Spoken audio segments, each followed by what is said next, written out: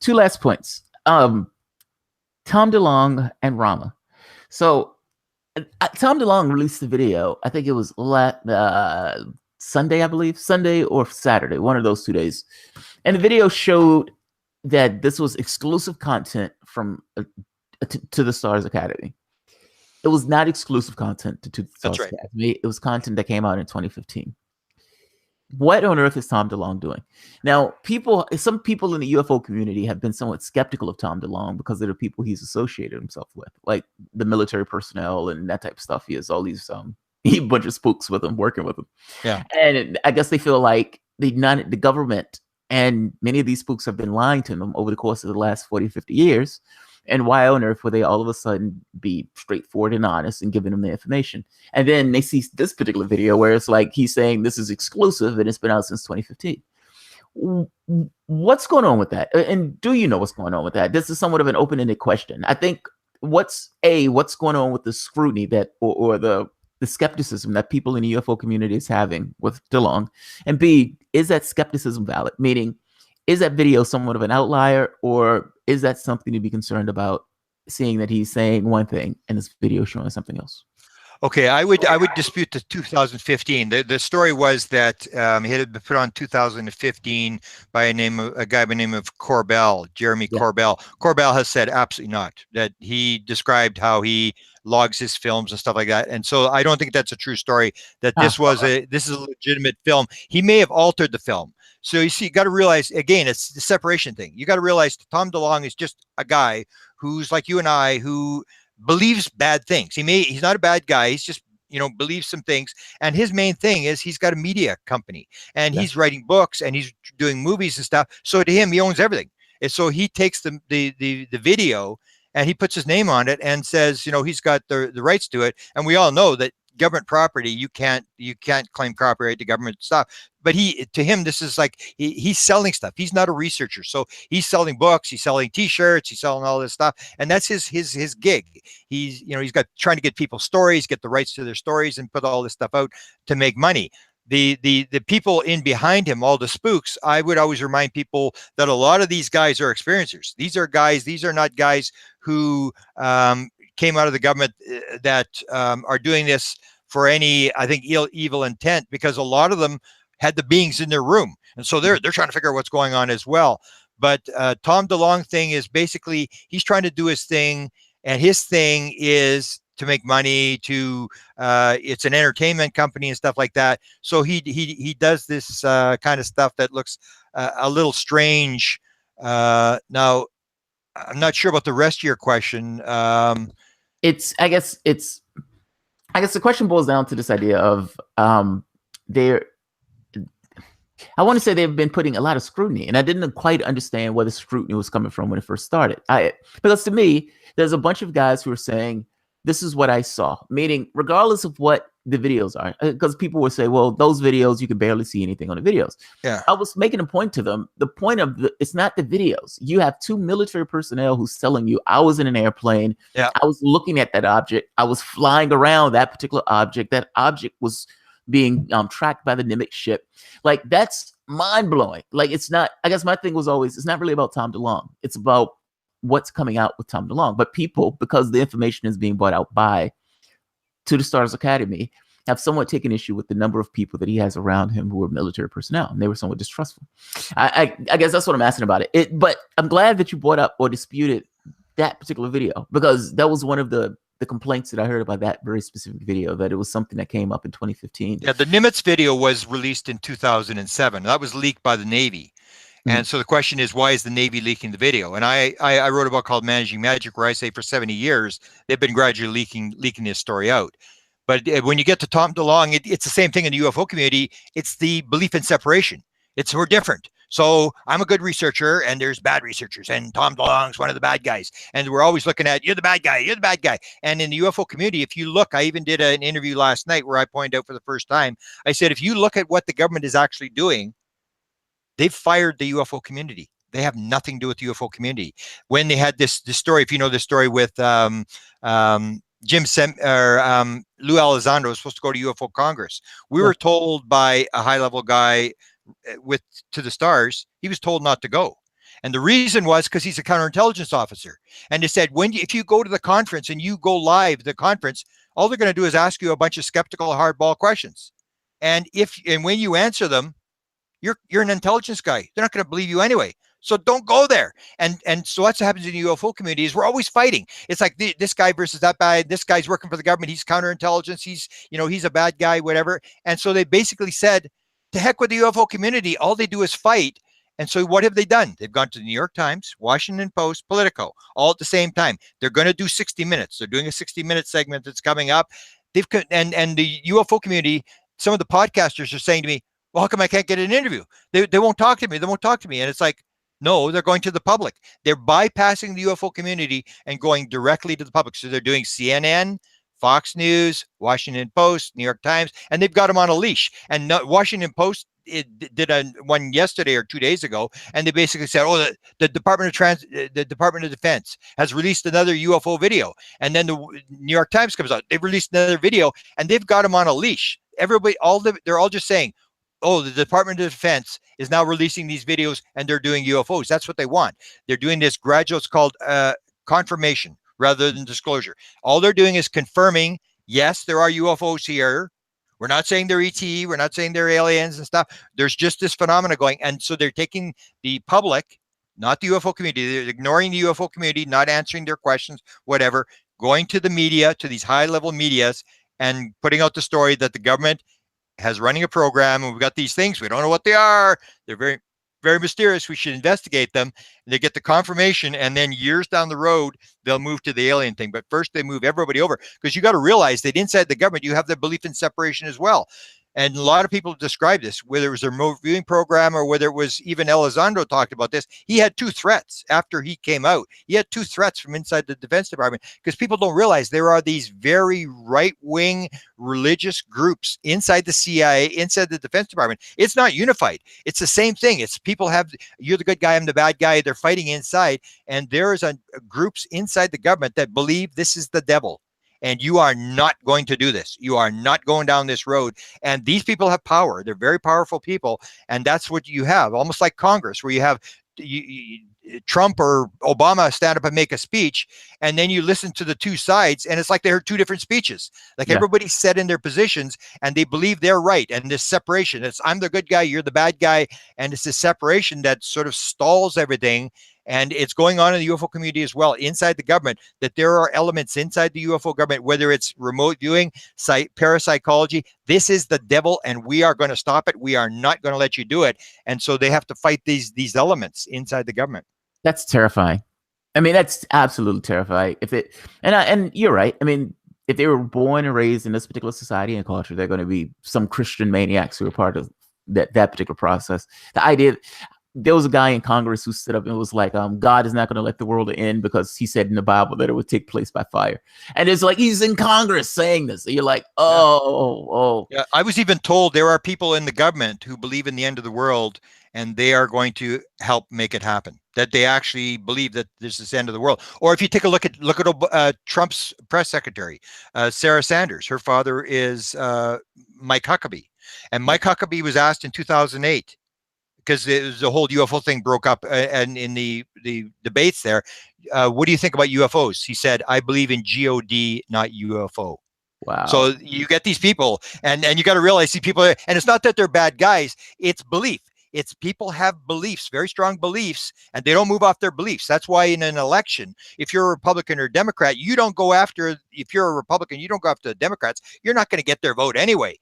All you do is go after the swing voters. You don't worry, because everybody's set in their position, but there's a certain segment in the middle that you're trying to move. And that's what they're trying to do with this disclosure thing. They're trying to move the people in the middle to that side, move a little bit at a time. And even if you move 5 or 10%, you're farther ahead than you were before, because you're not going to convince some guy who believes that this is the devil. You're not going to show some video and the guy's going to suddenly say, oh, okay, I believe it's for real. We should disclose. I mean, they're always going to have those positions, and it's almost impossible to move them off those positions, because it's this belief in separation. People believe I'm right, you're wrong. Just to be clear, though, I don't think Tom DeLonge is a bad guy. I don't think he's necessarily working with bad ends. I guess just the pushback slightly, and from the perspective of the UFO community, I think they're looking at it as we spend $1 trillion a year on government. I look at this from political lens, just because political channel. Yeah. But we spend $1 trillion a year on our military budget. When you add in military, we add in homeland security, all those things that kill hurt other people. We spend $1 trillion a year. Now, these guys come out, you have a bunch of spooks associated with them. I don't necessarily think it's crazy to say that with a bunch of people who are in the military, they have a particular disposition about themselves when they go about their affairs. And if these guys have circled Tom DeLonge in this way, are they trying to circle Tom DeLonge for some kind of angling for this particular idea? Maybe any kind of confirmation in this particular area goes to the perspective of there's some kind of threat, there's some kind of militaristic ends that are associated with their disclosure. I guess that's what I have to be honest. That is something that I myself even am concerned about. This thing of, yes, we're confirming, but we're confirming this in the guise of there is a threat that we ourselves need to arm ourselves against, as opposed to there's something else coming to our shores. Yeah, that's a serious concern, and they have been given it. The reason I believe that's happening is because unless you have this thing as a threat, the only people that have money is the Defense Department. If you say, well, we'd like to do this for religious reasons, they're going to go, are you kidding? We're not spending money on that stupid nonsense. It's, these parapsychology, tinfoil hat people. And what you got to sort of realize is that they may have spent $1 trillion on the UFO problem already in behind the scenes. So they're building weapons. They've been working on this no matter what they say. So I would say that the people that are trying to move this thing, and that's why I called it managing magic. It's a magic story. It's like parapsychology, phenomenology, all these different elements, and they're trying to manage this story to get it out. Because if you really want to throw people off, because people say, oh, they're just throwing us all off. It's disinformation. And I say, no, it's not disinformation. I'm from Canada. Tell me what Canada is doing in UFOs. And people go, I don't know. I don't know either. If you want the story to disappear, if you want to throw people off, shut up. Stop talking about it. The fact that they're coming out and saying there are aliens, there's Area 51, we've got a live alien and stuff like that, that's not disinformation. That's information. They're basically telling us the story, because the United States of America is the only country in the world where this goes on, where they're telling these kind of stories. If you go to Australia, the government doesn't talk about UFOs. Canada, Germany, none of them talk about UFOs. And in those countries, you would go like, I don't know. I don't think the government does anything with UFOs. I don't think they're doing anything. It's only the United States of America. So I think there's this element inside that's trying to get the story out, trying to manage the story, trying to get it out. Because the Brookings Institute report was done in 1960. And apparently there was a number of other think tanks who did the study as well. And basically what they said is, if we discover extraterrestrial life, it could destroy the society. As you take with natives, when the Europeans came in, the lower society always disappears. And that was put in the Brookings Institute report, was the fact that you have to acclimatize people. You got to get people ready for this slowly, the fact that there may be other life in the universe. And so that may be what this is all about. Because to me, if you want to throw people off, the best way to throw people off is just to shut up and quit talking about it. So I say there's three elements. The government is either disclosing, which they're not, because if they wanted to disclose, they'd stand the president up and he would say, here's the bodies, here's the crafts, show pictures, have a news conference, all the reporters, whatever. And if they wanted to cover up, they would just shut up. They're not doing either. They're not shutting up, and they're not having a news conference. The same as the aliens aren't. If the aliens wanted to tell us what was going on, they could land on the White House one. They are not disclosing, and they are not covering up, because if you see a UFO, you're part of the game, because we don't have lights on our crafts. UFOs have lights. Why do they have lights on the craft? So you can see them. They want you to see them. If they abduct somebody, nobody sees anybody getting abducted. So when they want to cloak themselves, you don't see them. So when you see them, you're part of the game.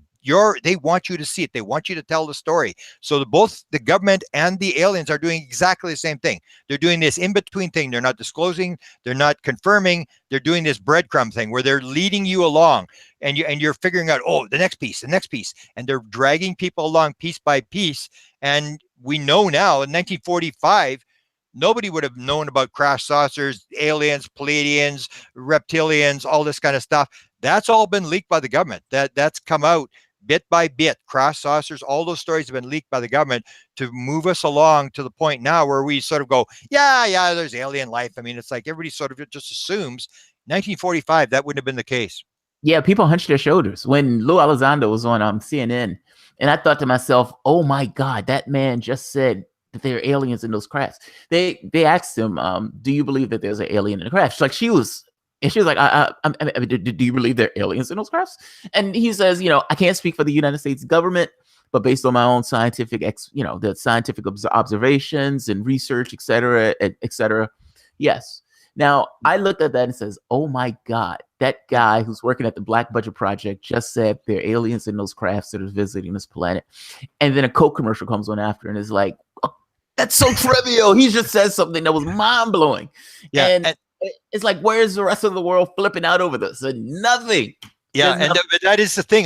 That's why I also believe this is a disclosure rather than a cover-up. Because I was told, I wrote this book, Managing Magic. I had people inside Tom DeLonge's operation a year and a half ago. I knew about Jim Semivan, the guy that ran it. I knew about him 3 years ago. I knew a lot of this stuff. I was told a year ago, and I said, this is crazy. I was told high-level government officials will out themselves, they will identify themselves, and they will say this is for real. And I went, get on it. There's not a chance that's going to happen. There's no way.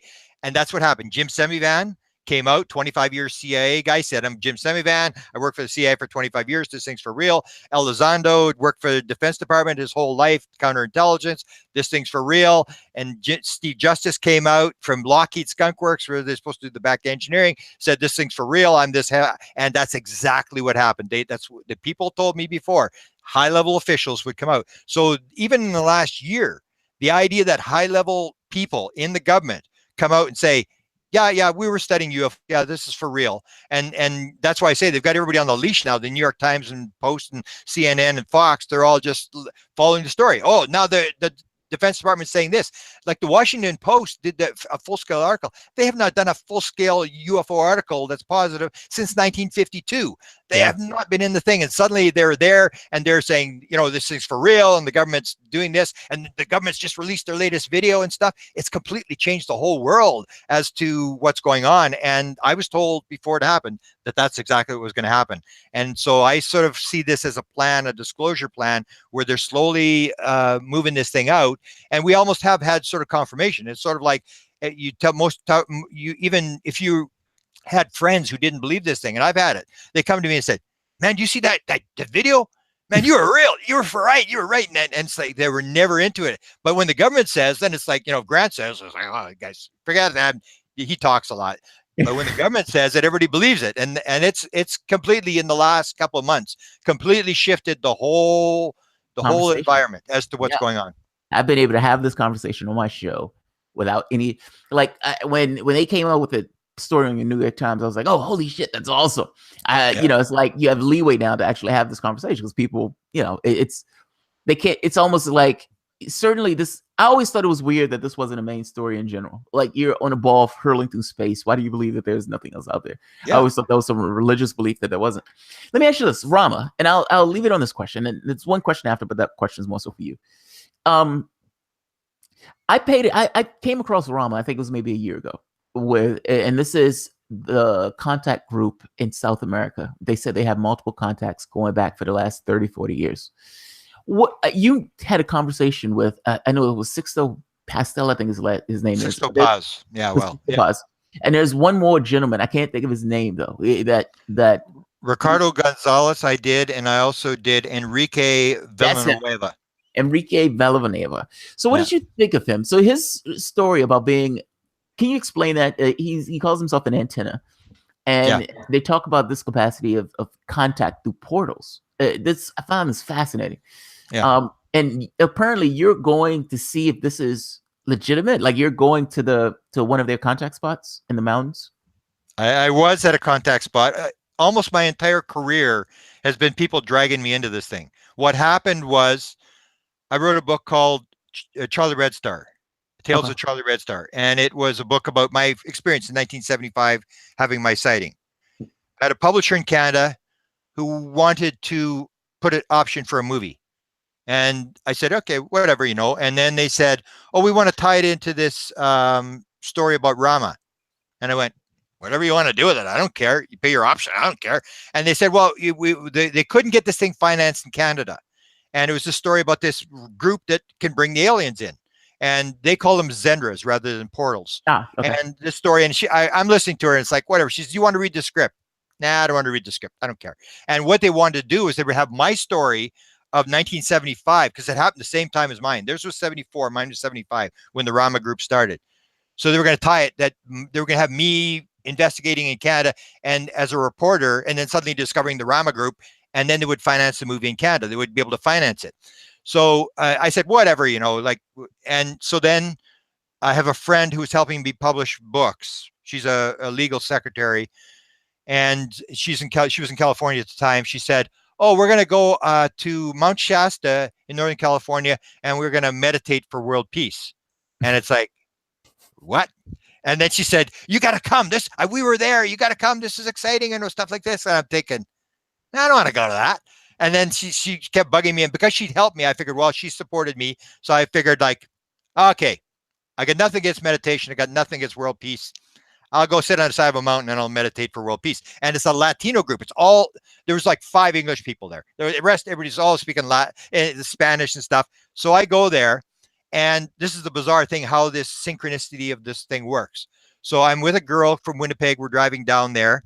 We're going across the Nevada desert, and all of a sudden her cell phone rings. And she goes, oh, hello. Hi, Kat. And then Katrina reads like she's a legal secretary. So she's reading. I got a message from 1213 from Paula Harris, from Ricardo Gonzalez, and he got a message from Aunt Terrell, who's an alien from the planet Naboo. And she said, and Aunt Terrell says, he knows that Grant's coming to the mountain, and there will be a program sighting on Saturday night. And that's August the 19th of last year.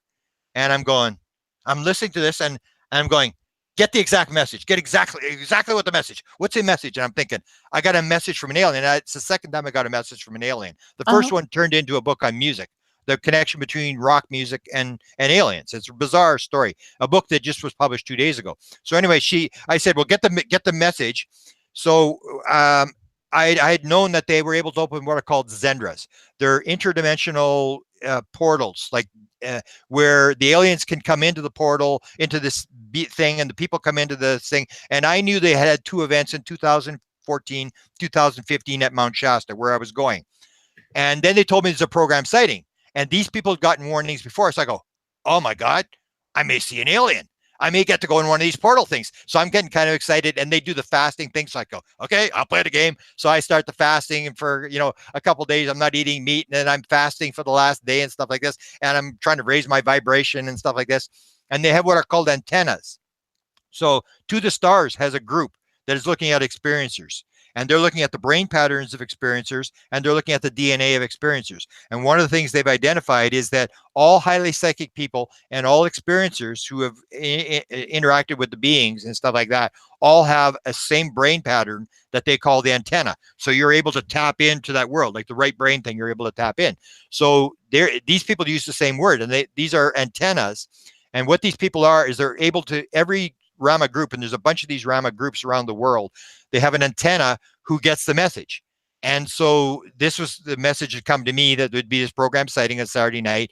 Then there was a second woman who was a psychologist, PhD trained from Columbia University, who also got the message. And she said at 9:32, there would be an event. So I go there, and I'm fasting and stuff, and I'm sitting there freezing to death. It's absolutely freezing up there. And I'm sitting there like, trying to meditate, and they're doing this thing, and the guy's walking around, and the time he said 9 to 10. And I didn't realize this woman was sitting right behind it was 9:33 or 9:33 or 9:32. And exactly when that time came, suddenly this thing starts over my head. And I looked up and I thought, oh, this is not good. This is going to sound pretty egotistical, because I looked up and I'm going, it's right over my head. And I'm going, no, it can't be over my head. It's got to be over the group, because there's about 130 people in this group all meditating. I'm going, it's got to be above the group. And I'm going, no, it's right above my head. And this flashing thing is starting. Boom, just flash.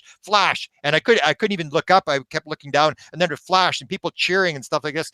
And I'm thinking like, wow, this is weird. And then the more amazing thing was the woman that was in one of these events. Her name is Paula Harris from Boulder. She was in 2 of these events in 14 and 15, where they were in the Zendra, and I had my movie camera. So I said, oh, Paula, can you show me where this Zendra event occurred? And this was the day of, this is Saturday afternoon.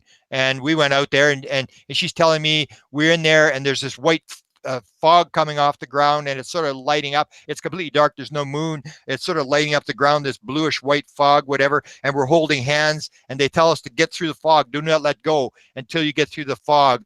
They get through the fog and they let go. And she said it was the scariest moment of her life when she had to let go of these women's hands. And then she looks up and there's this 10-foot tall alien standing there, and he's got a bicycle suit on, and he's got a crest. There's the sparks coming off the crest and in the white hair and stuff. And I'm going, really? How far was he? She said, that tree over there. And she points to this tree like 20 yards away. I go, it was that close? And she said, yeah. And then she said, oh, the rest of them are all here too. And I said, they're all here? So I started interviewing these people, and I go to these people with the camera, and they're all running away. Nobody wants to get on camera. Like, no, because mostly because their English wasn't very good. And then I get somebody on camera, and she'd get it up, and I'd say, were you in this Zendra thing? And they go, yeah, I was in it. What'd you see? Oh, there was this alien. He was about 10 feet tall. He was wearing a bicycle suit. He had this thing on his chest and the sparks coming off it. And I go, next person, were you in the Zendra? Yeah, I was in it. And what do you see? Oh, there was this alien. He was about 10 feet tall. He had white hair. And everybody described the same thing. I'm going, that is amazing. To me, it was the best story I had seen in 42 years. I'm going like, wow. That is amazing. So Enrique's having an event the first week of August. I'm going. I've got to drive. It's 40-hour drive for me, but I don't care. I'm going because there's a chance this is going to happen again. And then in the September 8th is the second one. Ricardo Gonzalez is having one. So I'm going to drive 40 hours back, and I'm going to be there because this, to me, it was the most exciting thing, even though I had no idea. Everybody's talking Spanish. I have no idea what they're talking about. It's kind of cool to be up on the side of a mountain and, stuff like that. But the fact that they can do this, and it's only this one group, it's almost like the aliens have chosen this one group of Latino people, mostly from Peru, Bolivia, and those areas. And they've allowed them to open these Zendras, and they can bring people in. They had 10 reporters, 10 times that Sixto Paz brought in reporters every single time they showed up. And one of the ones, I'm trying to get the article, was a lead reporter from Peru who actually went into the Zendra and interacted with the alien and wrote a full-page front story of her experience. So fascinating story where you can actually, because if you look at a video, it doesn't tell you anything. If you go out and look for it in the sky, but these guys can actually seem to bring the aliens in. And to me, that would be the most thrilling experience, because I saw UFOs up close, but to see an alien is a different story. And I'll go back there. That is, wow. That is a mind-blowing experience. And Enrique can open these Zendra things, and so can this Ricardo guy. They seem to have tapped into this alien thing, and they're able to do it. And I'm going like, I'm going to be there, man. I'll be there, and whatever you need me to do, I'm there. What's the protocol? How do people, like Stephen Greer has a thing where you can go to see SETI events. And granted, you have to pay to go to see SETI events. Yeah. But what's the criteria for Rama? How do people get it? This, I think this is me in my head, like asking, how do you become a part of that particular experience? Like, is it possible for me to contact Rama and say, hey, Rama, I would love to do this experience? How would any random person do something like this? Well, you find out where they're having the event. So you follow these people. Like, so Enrique's having this event the first weekend of August. So I know, and you pay $40 to go, and that's to pay for the toilets, because they got to bring these toilets up on the mountain. He's not charging you $40. You bring your tent. You got to make sure you bring some clothes, because it's like at freezing. It's at freezing at night. So it gets very cold at night, but during the day, it's like 85 during the day, but it gets very cold at night. And that's all they charge. And the other one, because they got to fly them in from South America, is about $100 for the weekend, but that's for 3 days. And what they do is they try to raise vibration. That's their idea, whether it's right or wrong. They do these meditations. They do these, all these type of, Rama protocols all weekend long. And then Saturday night is the event where everybody sits there, and it goes on for hours, and they're sitting there and they're oming and they're meditating, and everybody's sitting there, and they tell you when this event's going to take place. And it's called a program sighting. So like the Stephen Greer thing is, they play the music and they got the lights going, whatever. These guys have antennas who will tell you to the minute when this thing's going to show up. And they're very accurate. I've looked at the material, and that's the most amazing part, is they can tell you not only will a UFO show up, but what time it'll show up. And the one Zendra event, they had 6 people, 6 antennas who got the idea that there was going to be a Zendra. So when the thing happened, the UFO flew over and they all headed for the forest. It's in the middle of the night, it's dark, and they go into the forest and they're looking for this lit up dome inside the thing, because they had 6 antennas who had said there's going to be a Zendra open. So they go looking for the Zendra, and that's when they found the Zendra in the forest, this sort of lit up area. And they come back to get Paula Harris, and they say, Paula, and Terrell's in the forest. Are you ready for this? And she goes, what? What? Yes. And the second time they actually had to carry her. They had a chair. She was terrified. Terrified. And because she didn't want like part of this thing, and she's says she's not going back this year. She always says the same thing. But to me, it may be terrifying, but to be there when this event takes place, because I was amazed when this thing happened over my head when they said it was going to happen. It was not like a CE5 event. You may see something, you may not see, but for them to pick the minute when this thing's going to happen, that amazed me. I went like, man, this is something out. This is something new. I've been at 43 years. I've never seen anything like this. Grant, I would love to do this. I got to be honest. Is it possible for me to contact the Rama group itself? I mean, I would imagine they would have to say yay or nay for something like this. No, you just come. No, you just come. I'll tell you when the event is. I'll tell you where it is. We'll give you the directions, and anybody can show up. That's the whole deal. It's you go along with their protocols, in terms of, absolutely. Whatever. But and they have all these different things, and they teach you how the thing works, why they do this, how it started, and stuff like that. And they have this thing with the crystals, where they have this. The aliens have this thing with crystals. They put these crystals into your hand that sort of make you able to interact with them and stuff. They have this crystal ceremony, and I go like, wow, I'd like to go to that thing. I mean, to see if this works. It's standing there and you got to take your gloves off and stuff. So I'll give you the details, and if you want to pass the details, anybody can show up. You just show up there, and that's how it works, by word of mouth. And sometimes there'll be 180 people, sometimes 150 people or whatever. And the one that Enrique is doing is going to be in English. So that's, but I want to go the other one as well, because I don't want to miss this chance that they're there.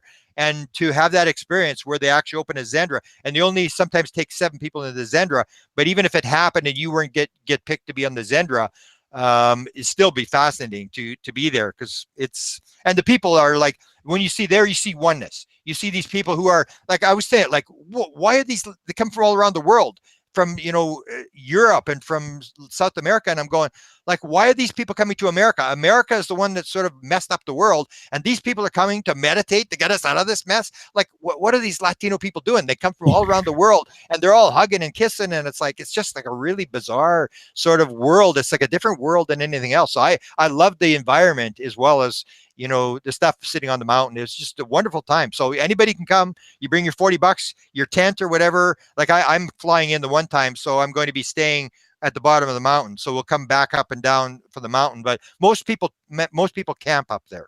That's amazing. My rule is this sounds amazing. When I first heard this, I thought my usual rule is, if I can see this next stone, like if I've had a certain experience and I can see the stone, I can say, okay, fair enough.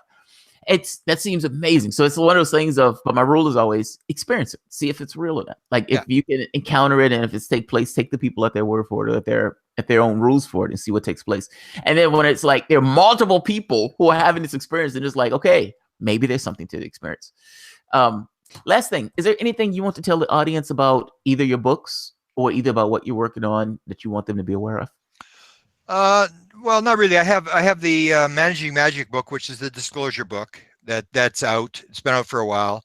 I have the book on Inspired, which talks about the different types of inspiration, people tapping into this other world, musicians. And I have the music book that just came out. This deals with the rock musicians and how many have had UFO sightings, how many have been abducted, how many have had UFOs over their concert, where they got their inspiration, how many songs came in dreams, how many songs came instantaneously to musicians stuff. So I've got that. What I usually try to promote though is my White House UFO YouTube channel, because when I get like these videos of the Rama thing, where I get these people and go, where were you in the Zendra, and I put all these on the on my YouTube channel. So anything that I've got new, in fact, I've got a guy who's briefing 4-star generals on UFOs. I'm going to do an interview Sunday night with this guy, so I'll stick that up there. And that's what I do, because what I was told, because I'm an older guy, and the young people told me, they go, people don't read books anymore. They don't have articles and stuff. Like I got the big White House UFO website, and people are into YouTube. You're at 15-minute coffee break, and it's like, go to YouTube and watch a 15-minute video. So that's what I'm doing now. I listened to the young people and they said, this is the way to get the message across. Do little 15-minute videos, because most people, it's known. Most people don't watch a YouTube video past 12 minutes. After 12 minutes, they shut it off. So it's to do these little things. And so that's the way I'm putting my information out now. I do the books. I have the publishing company and stuff. But I do that. But most of the stuff I'm doing that I have really important is to get somebody who's got a real good experience to say, you need to tell the world this experience. And I do the interview with them almost like you're doing. You put it on YouTube and people watch it, and that's the way the word gets out. And sometimes you'll get like 30,000 hits, which means you're talking to a stadium full of people. A lot of people. You're not talking to 5 people. So this is the way the world, it's almost like we're getting this inspiration from the universe to set up the internet to do this kind of stuff. And they're sort of leading us how to spread the message, how to raise consciousness, because that's what it's all about. It's about raising consciousness to a higher level, a better level. That's what we're here, I think, to do. And you're doing it, and I'm doing it, and that you do as much as you can, as fast as you can, and wait for inspiration to determine what to do next. Very cool, man. Thank you very much for coming on to the show. I absolutely appreciate this. Like I said, you're one of my favorite researchers, and I will put the channel at the bottom, White House UFO, on YouTube. So thank you very much. Thank you, sir. Guys, I'm going to end this here. Guys, if you enjoy the content, feel free to share, like, subscribe. And of course, you guys can always support through Patreon. Thanks, everyone. Grant, I